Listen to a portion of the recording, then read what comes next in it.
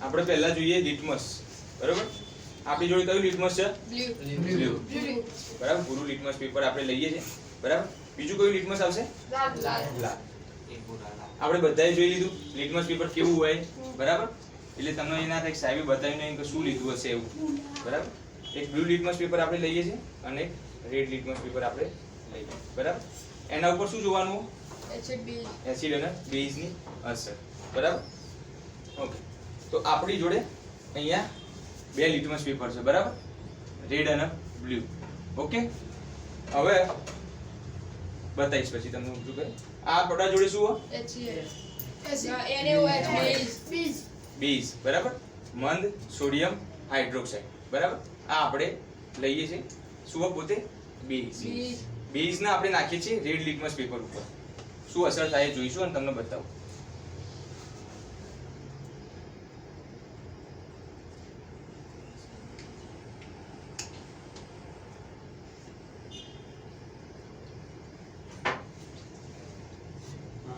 Red litmus કેવું થઈ ગયું? બ્લુ થઈ ગયું ને? લાલ લિટમસ પેપર કેવું થઈ ગયું? બ્લુ. બરોબર? તો બેઝ લાલ લિટમસ ને કેવું કરી નાખે? ભૂરું. દરેકે બોલવાનું, બરાબર? ઓકે, હવે આ કયું છે? બ્લુ લિટમસ, ભૂરું લિટમસ પેપર. આના ઉપર આપણે નાખીએ છીએ એસિડ, જે આપણા જોડે છે HCl, હાઇડ્રોક્લોરિક એસિડ.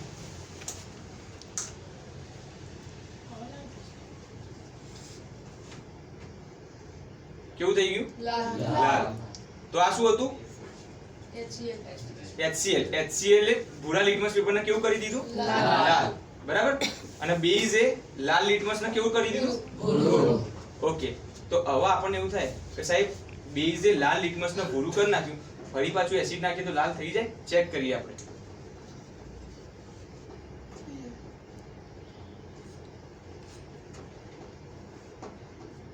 થઈ ગયું? થઈ ગયું ને? જેવો એસિડ આવ્યો ફરી બ્લુ માંથી રેડ, બરાબર? એટલે ભૂરામાંથી લાલ. ફરી પાછું આપણે બેઝ નાખીએ તો ભૂરું થઈ જાય? ચેક કરીએ. થઈ ગયું? ક્લિયર? એનો મતલબ કે બેઝ ભૂરા લિટમસ ના બેઝ ભૂરા લિટમસ ના ભૂરું જ રાખે, પણ લાલ લિટમસ ના ભૂરું બનાવો. એ જ રીતે એસિડ ભૂરા લિટમસ ના લાલ બનાવો. અને એની આપણે શોર્ટ ટ્રીક કઈ યાદ રાખી? એ ભૂરા. એસિડ ભૂરા લિટમસ ના લાલ બનાવો. એસિડ ભૂરા લિટમસ ના લાલ બનાવો. અને બેઝ લાલ લિટમસ ના ભૂરું બનાવો. એની શોર્ટ ટ્રીક બે લા ભૂ. ક્લિયર? ઓકે, તો આપણો પ્રેક્ટિકલ લિટમસ પેપર નો પતી ગયો, જે આપણે હંમેશા સાંભળતા હતા કે એસિડ ભૂરાને લાલ લાલને ભૂરું, ભૂરાને લાલ કરે, બેઝ લાલને ભૂરું કરી નાખે. આ જોઈ દીધું? ક્લિયર? ઓકે,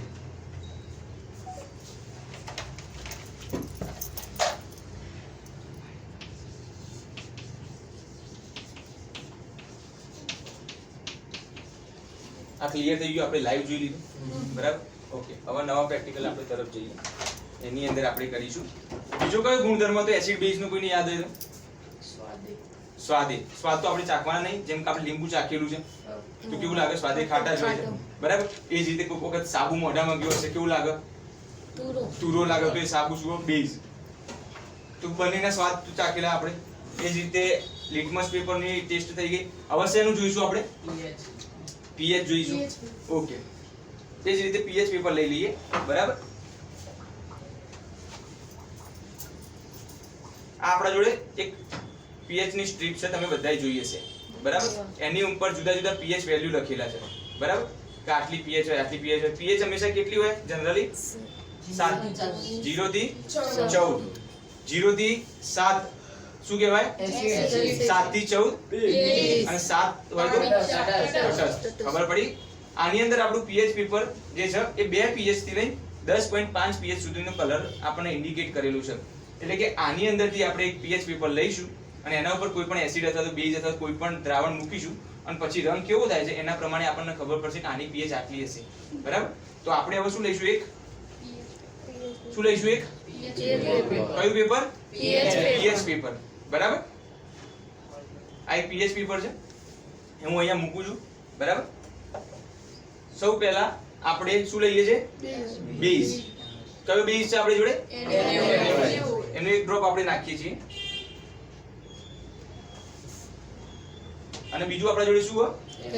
કયો? HCl. એનો એક ડ્રોપ નાખીએ છીએ બીજી બાજુ એના. ઓકે. તો એક જ pH પેપર ની અંદર આપણે એક બાજુ બેઝ અને એક બાજુ એસિડ નાખીએ. બરાબર? તો એનો કલર કેવો થાય છે હું તમને બતાવું. દેખાય છે? આ બાજુ શું નાખ્યું હતું આપણે? બેઝ. અને આ બાજુ શું નાખ્યું હતું? એસિડ. તો દેખાય છે આનું pH નું કલર કેવો થયો? બ્લુ. બરાબર? તો આની અંદર નીચેનો કલર આપેલો છે કે આટલાથી આટલી pH હશે 10 અથવા 10.5 ની આજુબાજુ. ખબર પડી? તો આ pH નો 10.5 જેવો અથવા 10 જેવો કલર છે તો આપણે એને કહીશું કે બેઝિક છે એવું કહી શકાય દ્રાવણ. ઓકે. એ જ પ્રમાણે આ બાજુનો કલર લગભગ 2 જેવો છે. બરાબર? તો કહી શકાય કે એસિડ છે. બરાબર? Red colour. તો આ ખબર પડી ગઈ? ક્લિયર? સરસ. તો શું જોયું? લિટમસ પેપર અને pH પેપર. એસિડ અને બેઝ ની એના ઉપર થતી અસર.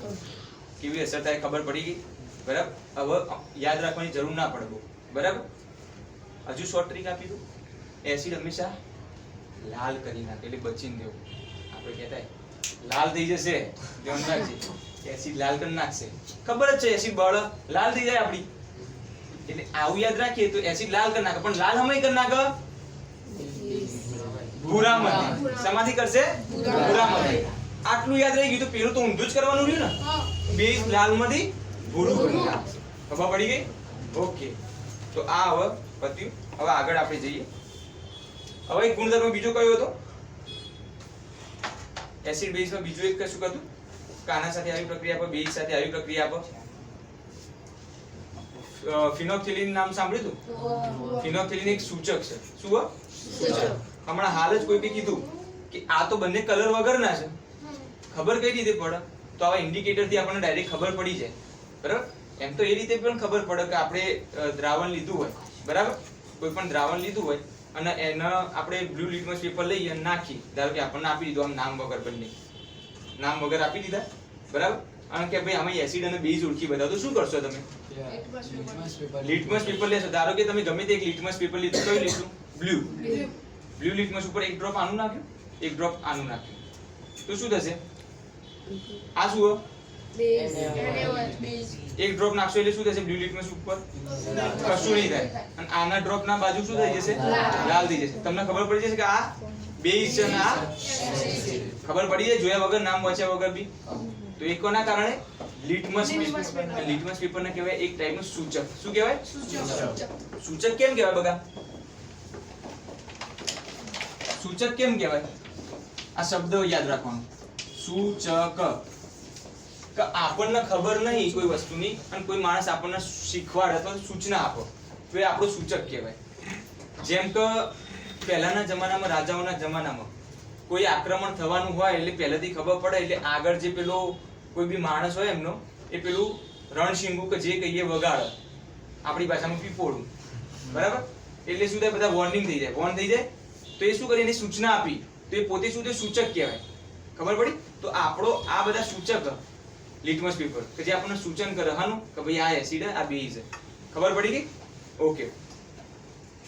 હવે આપણે જોઈશું ફિનોક્સિલિન વાળું. બરાબર ને? શું વાત કરી હતી આપણે? ફિનોક્સિલિન નું શું હોય? યસ, ફિનોક્સિલિન એ પણ શું હોય? સૂચક. એ પણ આપણને સજેસ્ટ કરશે કે એસિડ અથવા બેઝ. તમને કોઈ એવો પ્રશ્ન કર્યો કે ભાઈ તમારે આ બંને દ્રાવણો પડે છે, એ એસિડ કયો અને બેઝ કયો એ ઓળખવાનું. બરાબર? તમે કહેશો સાહેબ કશું નહીં, ચાખી લે. ઘેર દહીં, ટોમેટા, છાસ આ બધું ચખાય. આ ચખાય લે? આ તો મારી નાખે લેબોરેટરી ની વસ્તુ. તો ગુજરી જઈએ અને બારમું થઈ જાય અને લાડવા થઈ જાય આપણા નોમના અને ગોમ જમી જાય. એટલે આપડા ચાખવાથી ખોટું ગોમ ના જમી જાય એના માટે આ ચખાય નહીં. તો કહેશો સાહેબ હું તો લિટમસ પેપર થી ચેક કરી દે. સાહેબ તમે શીખવાડી એ ભૂલા એસિડ ભૂરાને લાલ બનાવી નાખે. પણ હું કહું આ પતી ગયા. લિટમસ પેપર પતી ગયા. તો હવે સીધા ચેક કરશો ફિનોક્સિલિન થી. ફિનોક્સિલિન થી કઈ રીતે ખબર પડશે તમને? ફિનોક્સિલિન થી તમને કઈ રીતે ખબર પડશે? તો ફિનોપ્થેલિન જે સૂચક છે, ફિનોપ્થેલિન જે સૂચક છે એ બેઝ માં કેવો રંગ આપશે અને એસિડ માં કેવો રંગ આપશે એ જોઈએ તો આપણને ખબર પડી જાય કે ભાઈ આ સૂચક આ રંગ આમાં આપે છે તો એ જ પદાર્થ હશે. ક્લિયર? ઓકે. તો એના માટે હવે આપણે પ્રયોગ કરીએ. આપણે કસનળી લઈશું જેને કહીશું ટેસ્ટ ટ્યુબ. બરાબર? ઇંગ્લિશમાં આપણે કહીશું ટેસ્ટ ટ્યુબ. બરાબર? ઓકે. અને આપણે હાલ કરીએ સાઈડમાં. ત્યારબાદ આપણું 500 રૂપિયા વાળું, સોરી 5000 વાળું ટેસ્ટ ટ્યુબ સ્ટેન્ડ આપણે જે લાયા છીએ, જેની અંદર 1 2 3 4 5 6 7 ટેસ્ટ ટ્યુબ સમાઈ શકે છે. બરાબર? One and only in the world. ત્યારબાદ આપણે હાઈ ક્લાસ ટેસ્ટ ટ્યુબ જે આપણી જોડે ઉપસ્થિત છે. શું કહે બેટા આને? કસનળી. ઇંગ્લિશમાં ટેસ્ટ ટ્યુબ. આવડશે? હવે હંમેશા આને આપણે કાચની નળી કે એવું કંઈ નહીં કહીએ. કસનળી અથવા તો ટેસ્ટ ટ્યુબ બોલીશું. Test tube. ઓકે? સરસ. હવે હું આ ટેસ્ટ ટ્યુબ ની અંદર થોડા પ્રમાણની અંદર શું નાખું છું? પહેલા બેઝ નાખું છું. બરાબર ને? ઓકે. થોડું વધારે નાખું. બેઝ લીધું આપણે. યાદ રાખવાનું દરેક વસ્તુ. પછી એવું ને છેલ્લે ખાલી હું થાય એ જોવાનું કેમ થયો એ ખબર રાખવાની કે સાહેબે પહેલા બેઝ નાખ્યો. બરાબર? કયો બેઝ હતો બેટા?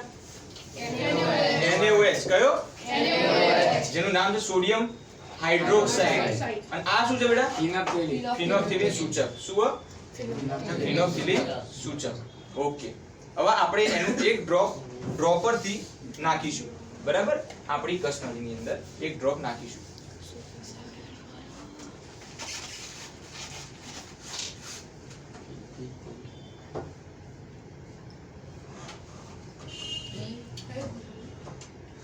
ગુલાબી સાડી લાલ લાલ. શું લીધું તું? શું લીધું તું? બેઝ. શું નાખ્યું? ફિનોપ્થેલિન. કેવો રંગ થયો? ગુલાબી. એનો મતલબ ગુલાબી સાડીનો કલર થઈ ગયો છે. તો આપણે અહીંયા લખવું પડશે કેવો કલર આપો છે? બેઝ ગુલાબી કલર આપો છે. શેના કારણે? ફિનોપ્થેલિનના કારણે. તો સાહેબ એ તો પેલા મેં આપી, હું નવી કરો. કેવું છે? જોવું છે? જોઈ લઈએ. શું છે બેટા? HCl. મંદ HCl પોતે શું હોય? એસિડ. લઈએ છીએ. શું નાખીશું? શું નાખીશું બેટા? યસ. ફિનોપ્થેલિન નો આપણે એક ડ્રોપ નાખી રહ્યા છીએ. સાહેબ એ તો અંદર નહીં પડ્યું એટલે બહાર પડી ગયું એટલે તમે નહીં થયું. લો બોલો. થશે હજુ? ચલો. હા. આ બધું નાખ્યું ને? કોઈ કલર થયો બેટા? ના. કોઈ કલર નથી. બરાબર? ઓકે. તો આપણે એસિડમાં કોઈ કલર આપતો નથી. બરાબર? કોણ નહીં આપતો? તો આપણે એને કહીશું રંગ વિહીન. શું કહેશું બેટા? તો ફિનોપ્થેલિન બેઝમાં કેવો રંગ આપે? અને એસિડમાં રંગ વિહીન. બરાબર? રંગ આપતો નથી. તો હવે આપણને એવું કીધું કે એક ટેસ્ટ ટ્યુબમાં આ આપી દીધું, એક ટેસ્ટ ટ્યુબમાં એસિડ છે ને એકમાં બેઝ છે. તમે ઓળખી બતાવો. તો આપણે શું કરવાનું? બંનેમાં એક એક ડ્રોપ ખાલી ફિનોપ્થેલિન નાખી દેવાનું. જે ગુલાબી રંગનો થશે એ શું થશે? બેઝ. અને જે રંગ બદલશે ને એ શું હશે? ક્લિયર? ખબર પડી ગઈ? ઓકે. તો આ થઈ ગઈ ફિનોપ્થેલિન ટેસ્ટ. હવે શું કરે? મેં તમને CID ક્રાઇમ બ્યુરો વાળી વાત કરી હતી. હા. જ્યારે કોઈ જગ્યાએ આપણે ઓફિસની અંદર કામ કરાવવા ગયા હોય એટલે આપણું કામ થતું ના હોય એટલે ઓફિસર શું કે સાહેબ તમારે છે ને થોડું સમજવું પડશે આમાં. વિચારો કે આ બધું સહેલાઈથી નહીં થઈ જતું. આ કે થોડું તમારે સમજવું પડે આમાં. એટલે સમજવું પડે એટલે પૈસા પૈસા પૈસા. બરોબર? એટલે તમારા જોડે રિશ્વત માંગી રહ્યો. શું કરી રહ્યો? રિશ્વત માંગી. એટલે ઘણી વખત કેવું કરતા હોય અમુક લોકો એમને પકડવા માટે જાતે કરીને એમના જ માણસને મોકલે. બરાબર? પોલીસ પોતાના જ માણસને મોકલે અને કામ કઢાવવા માટે તેને રિશ્વત સામેથી આપો. એ નોટોનું બંડલ આપશે એમને. બરાબર? અને એ નોટના બંડલ ઉપર શું લગાવેલું હશે? સરસ. શું લગાવેલું હશે? એ નોટના બંડલ ઉપર ફિનોપ્થેલિન લગાવેલું હશે. એ નોટના બંડલ ઉપર ફિનોપ્થેલિન લગાવેલું હશે. એટલે એ ભાઈ જેવો ગણશે એટલે ફિનોપ્થેલિન ક્યાં આવી જશે? હાથ ઉપર આવી જશે. બરાબર? અને પછી તરત પેલા આપી દીધું, પછી બહાર જઈને કહી દેશે કે પૈસા લઈ લીધા, એટલે એમની આખી ટીમ આવી જશે, પકડશે. એટલે એવું કહેશે કે મેં લીધા નથી પૈસા. એટલે ફટ લઈને શું કરશે? એના હાથ દોવડાવશે. કશાકથી એના હાથ દોવડાવશે ને ખબર પડશે કે તમે પૈસા લીધા હતા કે નતા લીધા. એ શેનાથી હાથ દોવડાવશે ભાઈ? બેઝથી. શેનાથી? બેઝથી. હાથમાં શું હશે? ફિનોપ્થેલિન. અને ઉપરથી શું આવશે? બેઝ. એટલે એના હાથ કેવા થઈ જશે? ગુલાબી. તો ખબર પડી જશે કે એમને લાંચ રિશ્વત લીધી છે. ખબર પડી ગઈ? ફાઇનલ. તો આ રીતે ચોરીઓ પકડવામાં પણ આવી રહી. હવે ઘણા લોકો એવું બી કરે છે કે પોતે જાતે ના રિશ્વત લે, એજન્ટ રાખ્યા હોય, ફંટરિયા આપણે જે કહીએ ફોલ્ડરિયા એ રાખ્યા હોય, એટલે પોતે પકડાય ના. સમજ્યા? એટલે આ રીતની પરિસ્થિતિઓ થતી હોય. તો ફિનોપ્થેલિન યાદ રહેશે મગજમાં. ફિનોપ્થેલિન બેઝ સાથે કેવો કલર આપશે? ફિનોપ્થેલિન એસિડ સાથે કેવો કલર આપશે?